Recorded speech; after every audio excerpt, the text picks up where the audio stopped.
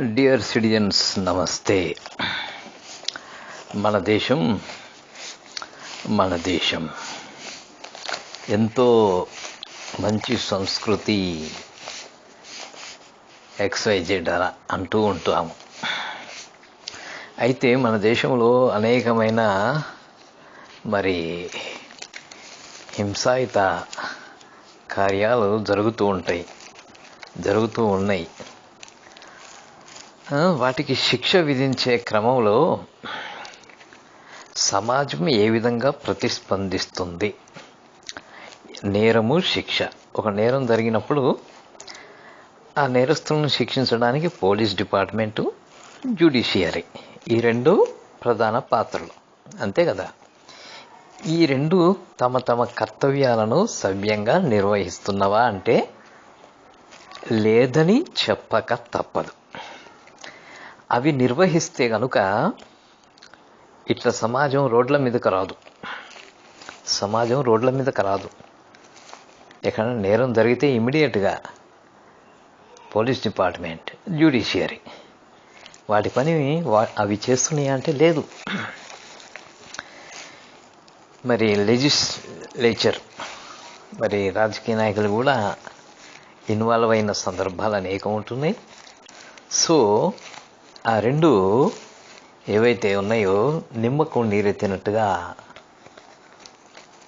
ప్రవర్తిస్తూ ఉంటాయి. దాని గురించే సమాజం రోడ్ల మీదకు వస్తుంది.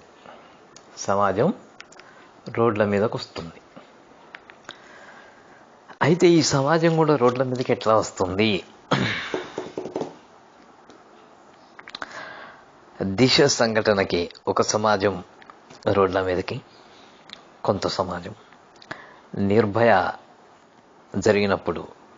ఇన్సిడెంట్ జరిగినప్పుడు ఒక విధమైన సమాజం, అమృత, అవంతి, ఈ విధమైన సంఘటనలు జరిగినప్పుడు కొన్ని సమూహాలు, సముదాయాలు రోడ్ల మీదకి వస్తూ ఉన్నాయి.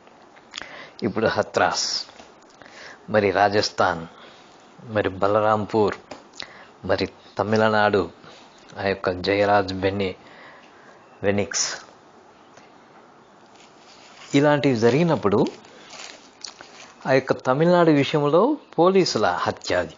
పోలీసుల కస్టడీలో జరిగిన హత్య. వీటన్నిటికీ నేరము జరిగినప్పుడు శిక్ష కరెక్ట్గా ఇంప్లిమెంట్ అవుతుందా అంటే లేదు. ఇంతకుముందు చెప్పుకున్నట్టుగా లేదు. నిర్భయ కేసులో ఎన్ని సంవత్సరాలకి ఆ శిక్ష విధించారు? 12 సంవత్సరాలకా? ఎన్ని సంవత్సరాలకి? ఇన్ని సంవత్సరాలు. అదేదో మొన్న అదేంటి బాబ్రీ మసీదు కూల్చివేత వ్యవహారంలో అయితే అందరూ నిర్దోషులే. సో బాబ్రీ మసీదు విధ్వంసాన్ని పక్కన పెడితే ఒక నిరపరాధి రక్తం చిందించి ఆ మనిషి యొక్క హత్య చేయటం అనేది ఆ యొక్క భూమికి, ఆ యొక్క ప్రాంతానికి, ఆ యొక్క దేశానికి శాపం. చిన్న వాటికి మన దేశంలో పెద్ద రాద్ధాంతాలు చేస్తూ ఉంటారు. చిన్న వాటికి ఇలాంటి నరరూప రాక్షసుల్ని చంపడానికి మీనమేషాలు లెక్కిస్తూ ఉంటారు. ఏంటో విచిత్రం. సో నేరము, శిక్ష కాస్త మన దేశంలో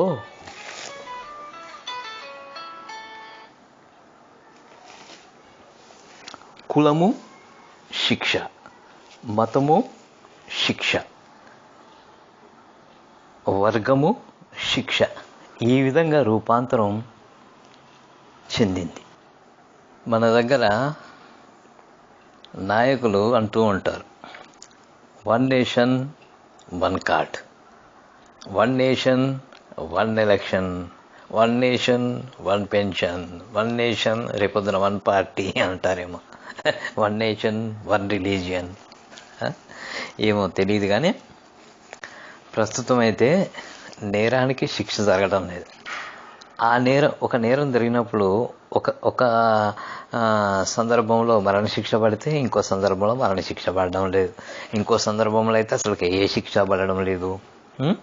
కులాన్ని బట్టి, మతాన్ని బట్టి, వర్గాన్ని బట్టి, ప్రాంతాన్ని బట్టి, ఆ రాజకీయ నాయకులతో ఉండే సంబంధ బాంధవ్యాలను బట్టి రకరకాలుగా ఈ మన దేశంలో నిజంగా ఈ యొక్క ఏవైతే గ్రావిటీ మరి సివియర్ నేచర్ ఉన్న నేరాలు ఏవైతే ఉన్నాయో ఈ విషయంలో శిక్ష పడేదే కాకుండా ఆ యొక్క ఎవరైతే అడ్మినిస్ట్రేటివ్లో మరి హై పొజిషన్లో ఉన్నారో వాళ్ళు అంటూ ఉంటారు కదా, అరే ఇవన్నీ కామన్ అయ్యా, అరే ఇవన్నీ కామన్ ఆజుకల్ రోజు జరిగేటి, దానిలో కొత్త ఏముంది అంటాడు ఆ హత్రాసులు డిఎం వాళ్ళు వీళ్ళు.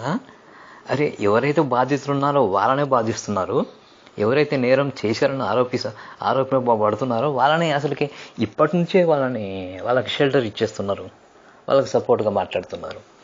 ఓ దేశమా నువ్వు ఎటు పోతున్నావు అమ్మా, ఆశ్చర్యకరంగా ఉంది. ఏం పర్వాలేదు, గిట్టుడ అదేదో అంటారు కదా, పెరుగుట విరుగుట కొరకే అని.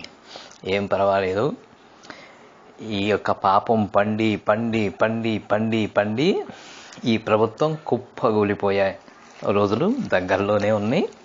మంచి రోజులు ఈ దేశానికి త్వరలోనే వస్తాయని ఆశిస్తూ సెలవు తీసుకుంటున్నా. Thank you all.